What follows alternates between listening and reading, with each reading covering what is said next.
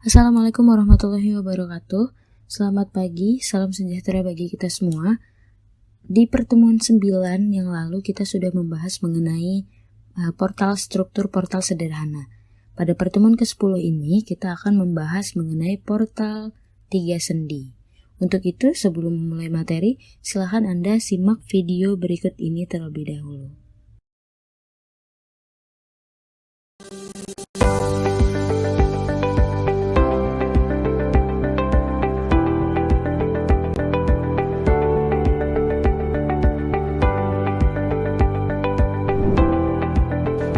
Dalam praktik, sering kita jumpai sebuah struktur portal dengan dua perletakan sendi atau lebih, di mana derajat of freedom-nya atau derajat kebebasannya adalah lebih dari 3. Dan hal ini termasuk ke dalam struktur statis tak tentu. Agar struktur statis tak tentu menjadi struktur statis tertentu, maka kita perlu menambahkan perletakan sendi atau sendi bayangan pada bagian penghubung tersebut, sehingga portalnya akan menjadi portal 3 sendi dengan catatan bahwa sigma momen di titik perletakan tumpuannya dan di titik sendi bayangannya adalah sama dengan 0, agar menjadi struktur statis tertentu dan memudahkan kita dalam perhitungan analisis struktur portal 3 sendi.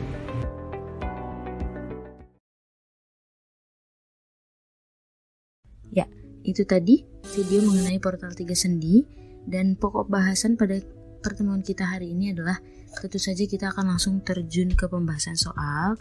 Lalu kita akan menganalisis dari portal 3 sendi tersebut dengan langkah-langkah. Yang pertama, kita akan menghitung reaksi dari perletakan di tiap tumpuan pada portal 3 sendi.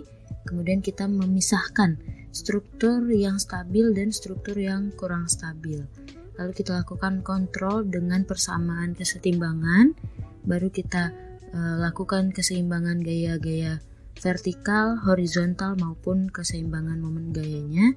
Kemudian kita membuat free body diagram dan menggambarkan gaya diagram SFD, NFD, dan BMD. Tentunya kita lakukan perhitungan reaksi perletakan terlebih dahulu seperti biasa, karena ada dua reaksi yang tidak diketahui pada saat mencari sigma momen A dan sigma momen di B, maka secara otomatis akan muncul persamaan baru seperti pada berikut ini, di mana kita mencari sigma momen A.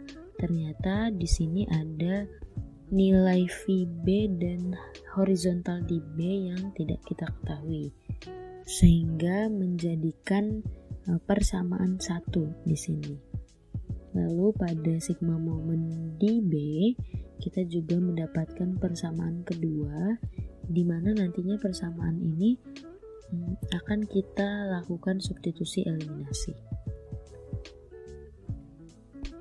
Selanjutnya, setelah kita menghitung reaksi perletakan, kita pisahkan struktur yang stabil dengan struktur yang kurang stabil, sehingga kita dapatkan potongan ACDS sebagai struktur stabil dan potongan SBE sebagai struktur yang kurang stabil. Kemudian kita mulai mencari sigma momen S pada potongan ACDS dan sigma momen S pada potongan SBE, sehingga kita dapatkan persamaan ketiga pada saat kita mencari sigma momen S di potongan ACDS, dan kita akan menemukan nilai VB sebesar 290 kN. Kemudian kita lakukan kontrol dengan persamaan kesetimbangan. Kita masukkan nilai VB yang sudah kita dapatkan tadi ke dalam persamaan 1, sehingga kita akan mendapat nilai horizontal di titik B sebesar 155 kN yang mengarah ke kiri. Karena di sini tandanya adalah negatif, berarti asumsi gaya arah gayanya adalah ke kiri. Setelah itu, kita lakukan substitusi eliminasi pada persamaan kedua dan persamaan ketiga, sehingga kita dapatkan nilai HA sebesar 85 kN yang mengarah ke kiri dan nilai reaksi di VA sebesar 275 kN.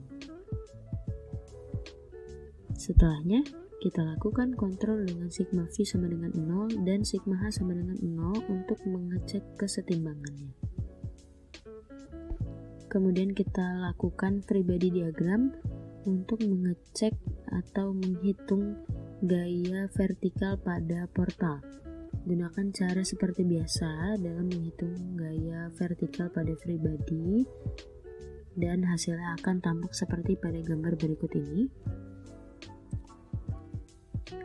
Lalu kita juga menghitung kesetimbangan gaya horizontal sehingga kita dapatkan hasilnya seperti pada gambar berikut ini. Dan yang terakhir adalah kita menghitung kesetimbangan momen gaya di tiap-tiap titik di mana terjadinya momen. Dan perlu diingat bahwa momen pada titik S itu harus sama dengan 0 karena pada titik S merupakan sendi bayangan sehingga momen pada titik tersebut kita lepas atau kita rilis. Setelah semua perhitungan kesetimbangan gaya vertikal dan gaya horizontal serta momen sudah kita temukan, kita letakkan semua gaya-gaya tadi ke dalam free body diagram, lalu kita buat seperti pada gambar berikut ini. Langkah selanjutnya adalah membuat diagram SFD dan mencari letak momen maksimum dari titik sendi bayangan, sehingga kita dapatkan jarak untuk momen maksimumnya adalah sebesar 1,15 meter. Setelahnya kita gambarkan diagram NFD berdasarkan hasil perhitungan gaya horizontal, maka hasilnya akan seperti pada gambar berikut ini. Dan yang terakhir adalah kita menggambarkan diagram BMD serta menghitung nilai momen maksimum yang terjadi pada jarak yang sudah kita temukan tadi pada saat kita menghitung SFD, sehingga nilai momen maksimum yang didapat adalah sebesar 66,125 kN.